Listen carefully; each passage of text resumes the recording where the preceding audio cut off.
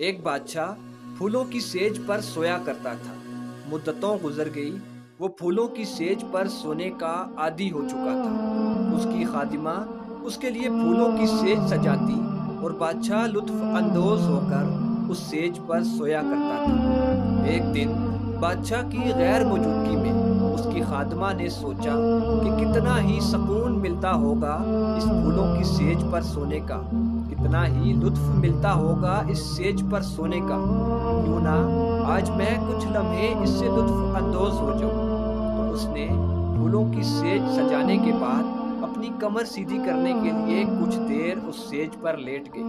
دن بھر کی تھکان کے باعث خادمہ کی آنکھ لگ گئی، تو معمول کے مطابق اپنے مقررہ وقت پر جب بادشاہ آرام فرمانے کے لیے اپنے کمرے میں گیا تو وہ دیکھ کر آنکھ بگولا ہو گیا کہ ایک خادمہ بادشاہ کے بستر پر سو رہی ہے۔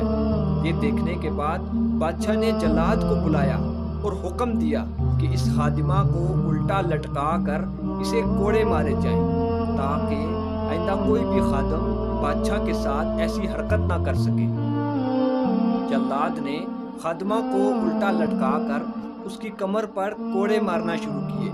خادمہ روتی رہی، چلاتی رہی، چیختی رہی کہ مجھے چھوڑ دو، مجھے معاف کر دو، پر جلاد ضرب پہ ضرب لگاتا گیا، روتے روتے کہ خادمہ کے ذہن میں ایسا کیا آیا کہ اس نے ایک دم ہنسنا شروع کر دیا۔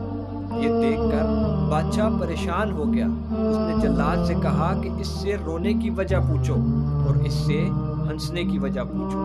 جب جلاد نے پوچھا تو خادمہ نے کہا، کیا تمہیں نہیں معلوم کہ کوڑے کی ضرب سے جان نکلتی ہے، میں کیوں رو رہی ہوں؟ تو جلاد نے کہا، یہ بات تو مجھے سمجھ آتی ہے، یہ بتاؤ تم ہنس کیوں رہی ہو؟ تو خادمہ نے کہا کہ سنو، چند لمحے کے لیے اس پھولوں کی سیج پر سونے کی یہ سزا ہے۔ سوچو، جو مدتوں سے اس سیج پر سو رہا ہے اس کا کیا ہوگا؟ جو ایک عرصے سے اس پھولوں کی سیج پر سونے کا عادی ہے اس کے ساتھ کیا ہوگا؟ اس دنیا کو پھولوں کی سیج مت بناؤ، بلکہ اس دنیا میں اپنے رب کو راضی کرنے کے اعمال کرو، اپنے رب کو راضی کرو۔ یہ دنیا ایک کھیتی ہے، جو بوگے وہی آخرت میں کاٹو گے۔ جزاک اللہ۔